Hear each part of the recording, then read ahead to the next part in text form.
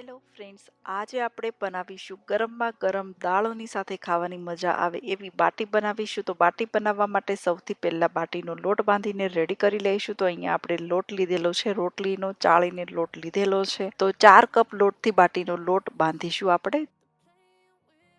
તો અહીંયા આપણે 4 કપ રોટલીનો લોટ ચાળીને એડ કરી દીધેલો. હવે અહીંયા લેશું 1/4 કપના માપનું મેજરમેન્ટ સૂજીનું. તો અહીંયા 4 વખત સૂજી નાખીશું. એટલે 1 કપથી લોટ બાંધતા હોય ને તો 1 કપ લોટ ઘઉંનો અને 1/4 કપ સૂજી એડ કરી દેવાની છે. તો અહીંયા 1/4 કપનું મેજરમેન્ટ લઈને 4 વખત સૂજી એડ કરી દીધેલી. સ્વાદ મુજબ તેના માપનું મીઠું નાખીશું. એના પછી 4 ચમચી ભરીને ઘી એડ કરી દેવાનું છે અને 1/4 ટીસ્પૂનનું મેજરમેન્ટ લઈને બેકિંગ સોડા આપણે 4 વખત નાખવાનો છે. તો આ બધી વસ્તુ તમને 4 કપના માપનું મેજરમેન્ટ મેં આપી દીધેલું અને 1 કપથી લોટ બાંધો હોય ને તેનું પણ મેજરમેન્ટ આમાં સેપરેટ તમને એડ કરેલું હતું. એટલે 4 વખત ઘઉંનો લોટ નાખેલો, 4 વખત 1/4 કપનું મેજરમેન્ટ લઈને સૂજી નાખી હતી, 4 વખત ચમચી ભરીને ઘી એડ કરેલું અને 4 વખત 1/4 ટીસ્પૂનનું મેજરમેન્ટ લઈને બેકિંગ સોડા નાખ્યો હતો. બેકિંગ સોડા નાખવાથી બાટી ફૂલશે અને પોચી રૂ જેવી બનશે. બધી વસ્તુને સરસ રીતે મિક્સ કરી લઈશું.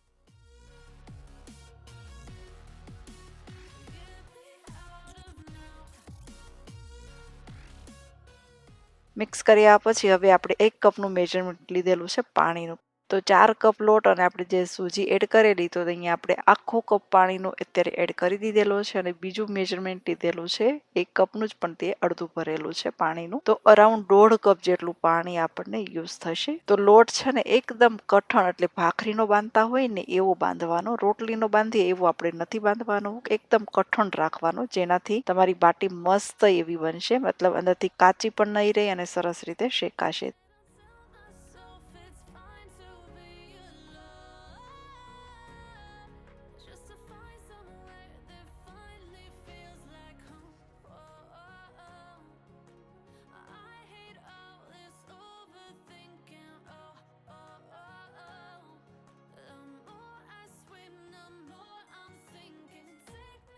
તો અહીંયા આપણો લોટ બંધાઈ ગયેલો કઠણ એવો લોટ આપણે રાખેલો છે. હવે આ લોટને આપણે 5 મિનિટ માટે રેસ્ટ કરવા મૂકી દઈશું. પછી તેની બનાવીશું આપણે બાટી.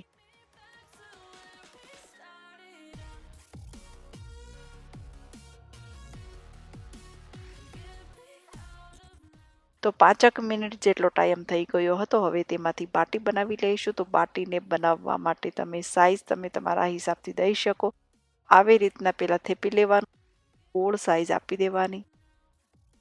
તો અહીંયા આપણો બાટીનો લુવો બની ગયો. જેવી રીતના આપણે લુવો બનાવીએ ને એવી જ રીતના બાટી બનાવવાની. હવે થોડીક તેને સારી દેખાવા માટે થોડોક શેપ દઈશું આપણે. તો આવી રીતના નાઈફથી આપણે વચ્ચે કટ લગાવીશું બે, એટલે બાટીનો લુક પણ સરસ આવશે.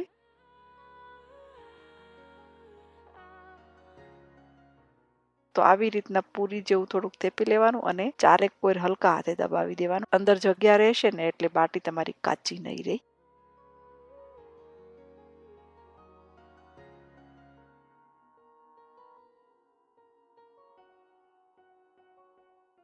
તો આવી જ રીતના આપણે બધી જ બાટી બનાવીને રેડી કરી લઈએ. તો અહીંયા આપણી બધી જ બાટી બનીને રેડી થઈ ગઈ. તેમાંથી થોડોક લોટ વધાર્યો હતો, તેનાથી આપણે ચૂરમું પણ બનાવવાના હતા એટલા માટે. હવે બાટીને શેકવા માટે ઘણાને એવું થાય કે આ બાટી શેકવી આપણે શેમાં, તો બાટીને શેકવા માટે આપણે કોલસા હોય ને તેને ગ્રીલમાં આપણે મૂકી દીધેલા. ઇઝીલીથી બધાના ઘરે આ કોલસા આરામથી મળી જતા હોય છે અને તમારી પાસે ઓવન હોય તો ઓવનમાં પણ બાટીને શેકી શકો. તો આપણે બાટીને એકદમ ઇઝી શેકવા માટે કોલસાનો ઉપયોગ કરેલો છે અને કોલસાની ઉપર શેકવાથી બાટીનો ટેસ્ટ પણ સરસ આવતો હોય છે. જેવી રીતના આપણે ભઠ્ઠામાં ડોડા શેકીએ અને ગેસ ઉપર ડોડા શેકીએ, કેટલો બેવમાં તફાવત હોય એટલો જ આ બાટીમાં તફાવત તમને લાગશે. બાટીને સરસ રીતે શેકી લઈશું અને ફેરવતા જઈશું. જે બાટી શેકાઈ જાય તેને ફેરવતા જઈશું.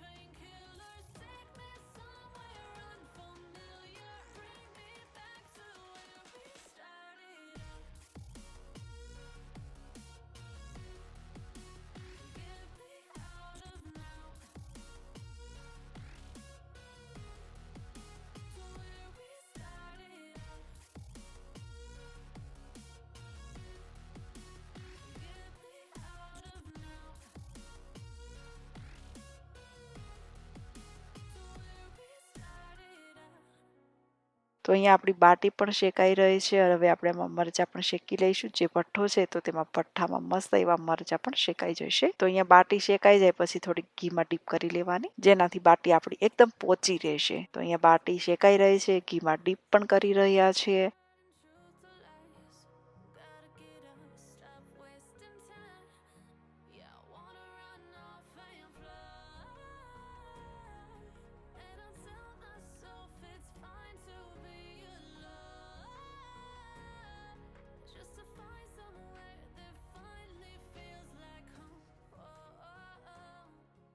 તો અહીંયા આપણી સરસ મજાની જોતા જ મોઢામાં પાણી આવી જાય એવી ગરમમાં ગરમ બાટી બનીને રેડી થઈ ગઈ. જે બાટી આપણે દાળની સાથે, ચૂરમુની સાથે અને તેમની સાથે લસણની ચટણી હોય ને ખાવાનો જલસો પડી જાય. તો ફ્રેન્ડ્સ, અગર તમને મારી આ રેસીપી પસંદ આવે તો વિડીયોને લાઈક, શેર અને ચેનલને સબસ્ક્રાઈબ પણ કરી શકો. તો આપણે આવી રીતના નવા નવા વિડીયો લઈને મળતા રહીશું.